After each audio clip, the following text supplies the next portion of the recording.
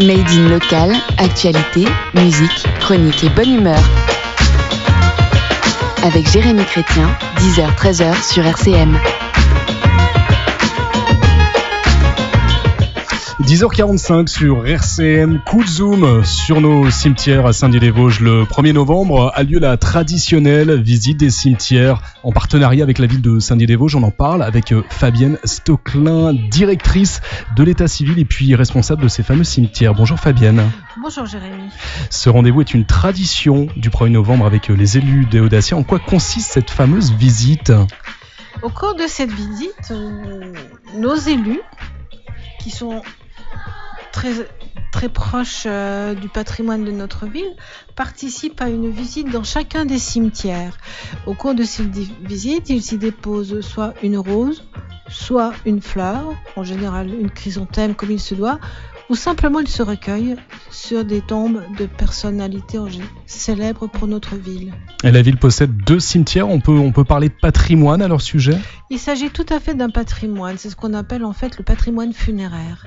Et nous avons donc 2 cimetières, dont la partie la plus ancienne du cimetière qui date des années 1800 est la partie inférieure du cimetière de la rive droite.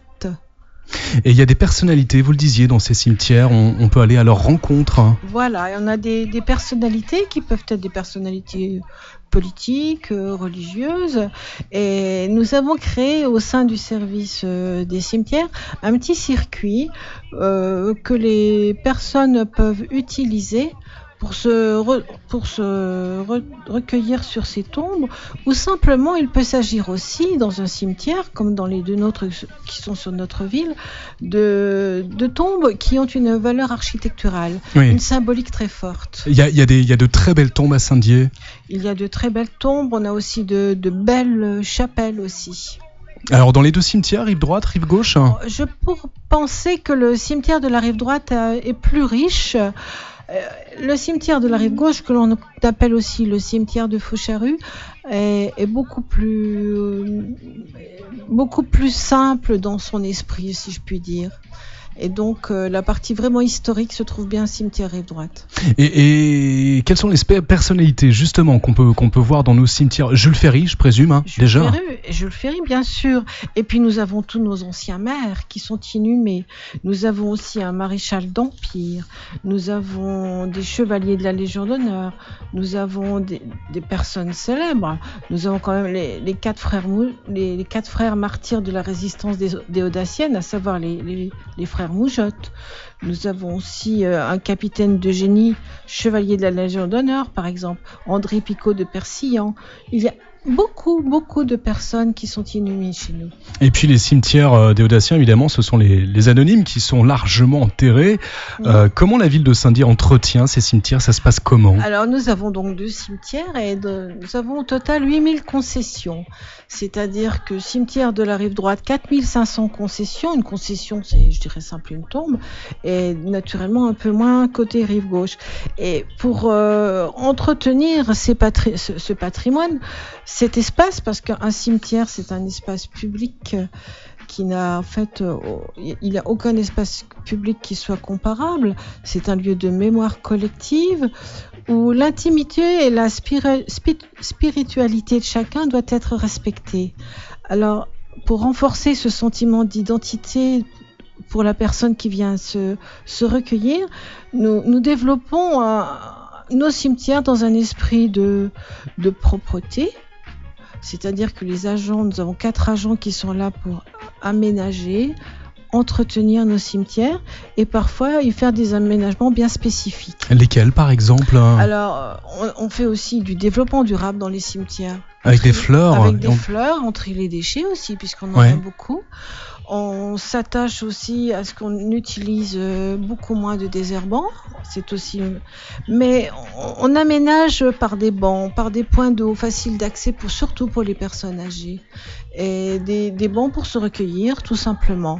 On a aussi créé durant l'année 2012 des jardins du souvenir, mais ça je pense qu'on en parlera peut-être dans un autre chapitre de notre entretien. On peut l'aborder, ces jardins du souvenir. C'est par rapport à l'évolution peut-être des pratiques funéraires. Voilà, tout à fait. Il y a de plus en plus de crématisation et nous avons été amenés à créer un jardin du souvenir où on peut aussi dénommer un espace de dispersion des cendres dans notre cimetière de la rive droite. Il vient d'être créé et un second a été créé au cimetière de la rive gauche. Dans le même esprit, nous avons réhabilité, réaménagé une ancienne chapelle qui se trouvait au cimetière de la rive droite. Cette chapelle s'appelle la chapelle Louis. Après une procédure de reprise, elle est propriété de la ville. C'est un très beau patrimoine, une très belle construction. Nous l'avons transformée en chapelle columbarium et désormais des personnes peuvent y acheter des cases de columbarium. Voilà. Et ça, c'est une évolution constatée. De plus en plus de personnes choisissent la crémation. Alors la ville doit s'adapter. Voilà, tout à fait. Et puis il y a d'autres travaux que vous avez réalisés dans les cimetières. Alors dans cette partie, surtout dans la partie inférieure du cimetière de la rive droite, là où se trouvent donc les monuments, les tombes des personnes les plus anciennes de notre ville, nous avons créé ce qu'on appelle notre carré historique. C'est-à-dire qu'on a nettoyé des anciens monuments qui datent de 1700 pour certains. Nous avons réaménagé des allées d'accès avec un pavage. C'est le premier tranche de ces chemins. L'année prochaine, ça sera complété par d'autres allées qui seront à nouveau pavées. Nous avons aussi engazonné certains ensembles pour donner un caractère un peu plus agréable à la vue et aussi au recueillement. Et puis ce sera l'occasion demain de voir ce qui a été réalisé avec les élus et puis les personnes invitées. Tout à fait. Demain, ça sera le point d'honneur à voir ce qui a été fait au cours de cette dernière année, tant en nouveaux travaux qu'en aménagement tout simplement. Et avant de se quitter, Fabienne, on peut peut-être donner un chiffre. Ça coûte combien l'entretien de cimetière pour une ville comme Saint-Dié ? Nous avons un budget d'investissement sur l'année, environ 20 000 euros. Pour les deux cimetières. On peut considérer qu'on a 15 000 euros d'entretien, tout simplement d'entretien, pour chacun de nos deux cimetières. En tout cas, merci pour ces précieuses informations, Fabienne Stocklin. Et à l'année prochaine, peut-être. À l'année prochaine, pour une nouvelle visite de ces cimetières. Je rappelle que vous êtes responsable directrice de l'état civil à Saint-Dié-des-Vosges.